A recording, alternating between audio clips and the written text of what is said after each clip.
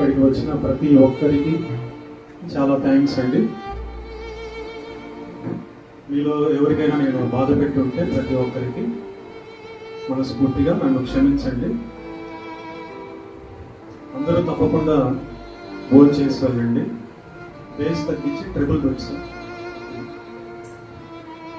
Hello hello right. అమ్మా ఆకలిగా లేదు, కడుపు ఫుల్గా ఉంది, అసలు నాకు ఆకలిగా లేదు అన్నా సరే ఇంకొక ముద్ద తిన్నానా అని బలవంతంగా తల్లి తినిపిస్తుంది. అక్కడ ఆ తల్లి ప్రేమ తప్పు కాదు, కానీ అది తప్పు అని తెలియకనే ఆ తల్లి చేస్తున్నది తప్పు. ఎందుకంటే బిడ్డకు కడుపు ఫుల్గా ఉన్నప్పుడు, ఆకలి లేనప్పుడు బలవంతంగా అన్నం తినిపిస్తే అది ఆ బిడ్డ ఆరోగ్యానికి ఏమాత్రం మంచిది కాదు. అలాగే ప్రియమైన మిత్రులారా, బంధువులారా, పెద్దలారా, ఇది మంచిది అని, మాకు మంచి జరుగుతుంది అని మీరు ఎంతో ప్రేమతో మాతో ఎన్నో ఆచారాలు చేయించారు. మీ ప్రేమ మంచిదే, మీ ప్రేమ గొప్పదే, కానీ ఆ ఆచారాలలో సత్యం ఏమాత్రము లేదు అని చాలా బలంగా గట్టిగా నమ్మే కుటుంబం నాది. కానీ సంఘానికి లోబడి రకరకాల కారణాల వల్ల నా తల్లి ప్రతి ఆచారానికి తల ఒగ్గి చేసుకుంది అని. కానీ మాకు దేవుని ఆజ్ఞలు ప్రధానం. సత్యం అంటే దేవుని ఆజ్ఞలు, లోక ఆచారం కాదు. పెద్దలున్న సభలో ఎక్కువసేపు మాట్లాడకూడదు అని, కాబట్టి నాకు 40 ఏళ్ళు, ఒక 2 నిమిషాలు మనస్ఫూర్తిగా మాట్లాడడానికి పెద్దలు నాకు దయచేసి అవకాశం ఇవ్వాలని, పెద్ద మనసుతో వినాలని నేను అందరినీ కోరుకుంటున్నాను. మా డాడీ మనందరికంటే ముందే చనిపోయారు. దేవుడు అన్యాయం చేయలేదు, ఎందుకంటే దేవుడు న్యాయం తప్పడు. బడుగు సైమన్ పీటర్ అనే ఒక బలమైన మూల స్తంభం కుటుంబం మొత్తానికి ఇన్నేళ్లుగా 68 ఏళ్లగా దేవుడు ఇచ్చినందుకు ఆ మహాదేవునికి ఎంతో కృతజ్ఞతలు. మనందరం కూడా మరణిస్తాం. అయితే చనిపోయే లోపల మనం తప్పకుండా చేయాల్సినవి 2 ఉన్నాయి. 1, సత్యాన్ని ఒప్పుకోవాలి. 2, చెడు మానుకోవాలి. సత్యాన్ని ఒప్పుకొని కూడా ఇంకా చెడు మానకుండా ఉన్నారు మనుషులు. వీరిని బట్టి మిగతా వాళ్ళు సత్యాన్ని అపార్థం చేసుకుంటున్నారు. మరి చెడు మానుకోవడం అంటే ఏమిటి? మీకు తెలియంది కాదు, మీకు చెప్పేందులోని కాదు.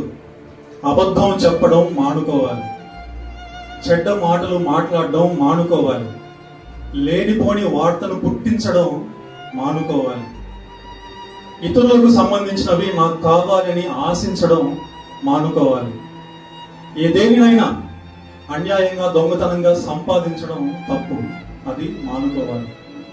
హత్య పాపమే, కానీ ద్వేషించడం అంట మనసులో హత్య చేసినంత తప్పు అంటండి. పెళ్లికి ముందు తప్పు చేస్తే అది జారత్వం, పెళ్లి తర్వాత తప్పు చేస్తే అది వ్యభిచారం. చెడు చూడడం, చెడు ఆలోచనలు చేయడం అంతే తప్పు. ఒకరిని ఒకలాగా, ఇంకొకరిని ఇంకొకలాగా చూసే పక్షపాతం తప్పు, అలా చేయకూడదు. ఏమండి పెద్దలారా, ఏ మనిషి అయినా దేవుణ్ణి తయారు చేయగలడా?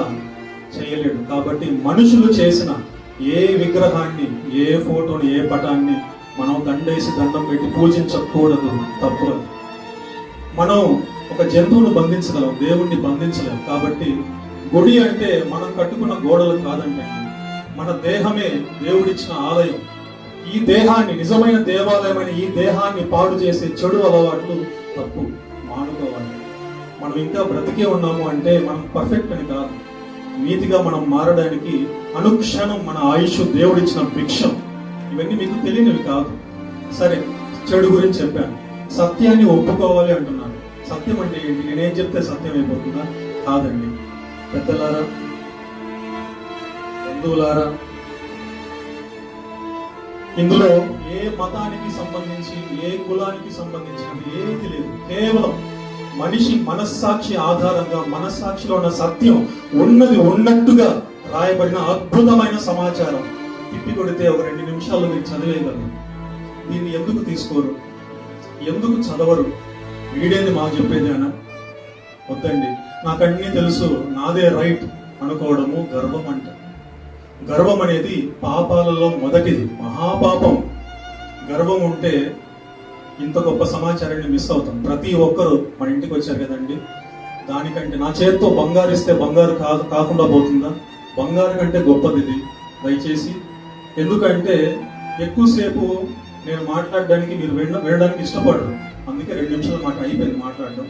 దీన్ని తీసుకొని దయచేసి, ఇక్కడ పెద్దలు ఉన్నారు, పండితులు ఉన్నారు, తెలివైన వారు ఉన్నారు, మేధావులు ఉన్నారు, దయచేసి దీన్ని తీసుకొని స్వీకరించి మీరు భోజనం తర్వాత ఇంటికి వెళ్ళే ముందరే తీసుకొని మీరు ఫ్రీగా ఉన్నప్పుడు ఎప్పుడైనా ఒక్కసారి చదవమని మిమ్మల్ని అందరినీ నేను కోరుకుంటున్నాను.